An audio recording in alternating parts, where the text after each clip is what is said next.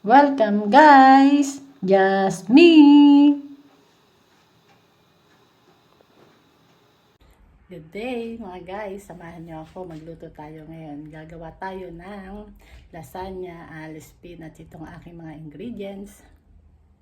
Itong mga ingredients ko yan. May spinach tayo, may grated cheese, may mozzarella, at ito yung aking ginawang bechamel. Yan, ginawa ko yung bechamel sa harina at press milk po yan. At saka yung ating pinaka pambalot, yung pinaka lasagna. At umpisahan na natin guys gawin. At meron din tayong cheese na sotelette ang tawag dito, yung ginagamit sa mga pang burger. Ito ang lalagyan natin at dito natin ilalagay yung ating gagawing lasagna. Yan, umpisahan na natin guys. Siyempre, umpisahan natin sa paglalagay ng bechamel muna sa ilalim. Yan, lalagyan natin ng konti. Yan dito guys. Yan. Dito yan. Lalagyan natin ng bechamel.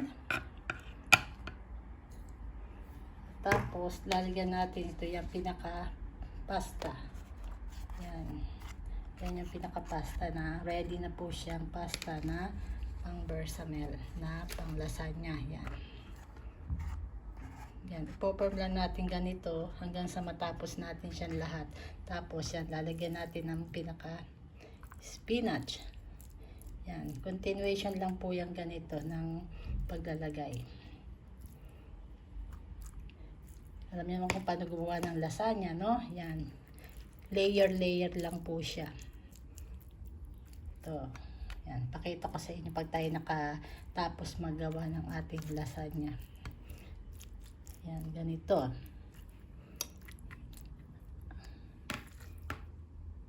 O yan, next naman, ilalagay natin tong bechamel ulit. Yan. Lalagyan natin ng bechamel. Layer lang po ang paggagawa ng lasagna.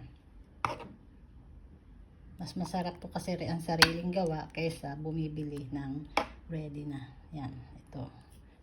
Bali, nakakailang beses na po akong gumawa ng lasagna. Favorite namin to, yung may spinach na lasagna. Yan, ganyan. Tapos, lalagyan natin ng mozzarella. Ganito, mozzarella.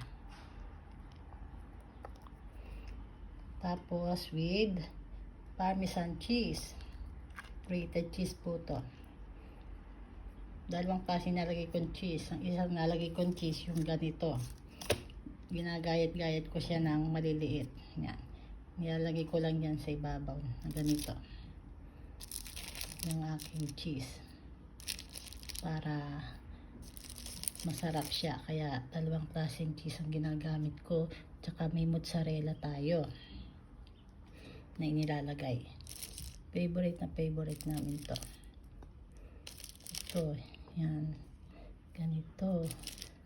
Kailangan lang talaga dito may tiyaga ka sa paggagawa kasi hindi naman siya mahirap. Kaya lang yung pag-pour nito, yung pag-layer ng ating mga ingredients.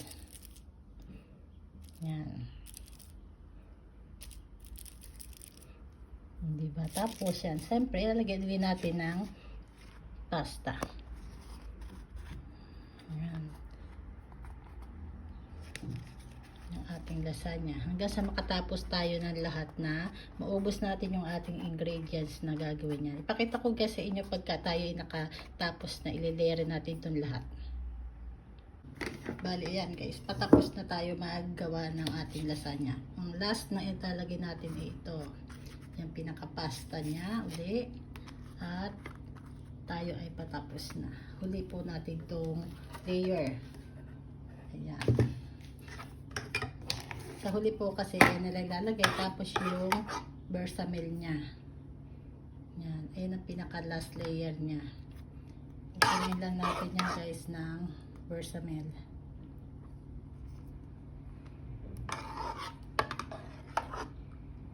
Yan. Lalagyan lang natin lahat ng ibabaw.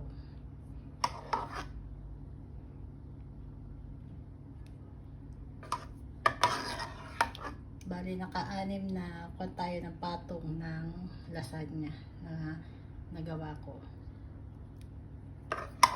Kasi iluluto natin to sa oven naman to iluluto.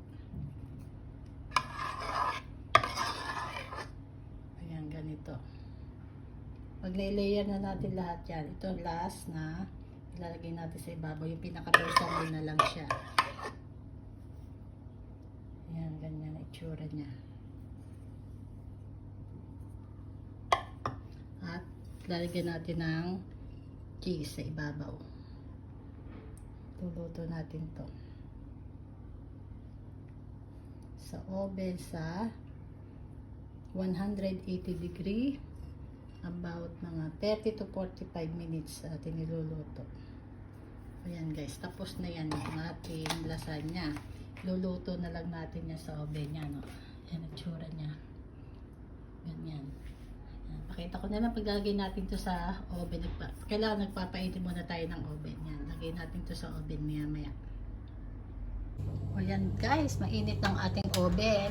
Lalagay ko na ngayon yung aking lasagna. Siguraduhin lang yun na mainit na ang inyong oven bago ilagay ang lasagna. Ayan guys. So natin dahan-dahan at mainit. Luto natin yan ng mga 30 to 45 minutes. Yan. Wait lang tayo guys. Ayan guys, ito luto na ang aking lasagna alam spinach ang aking niluto. After 30 minutes to 45 minutes niluto ko yan sa oven. Ready na yan to eat. At palalamigin natin ng konti. Nga pala mga guys, paki-subscribe na ang aking channel, Just Me, and like and share na rin. Thank you and see you next time.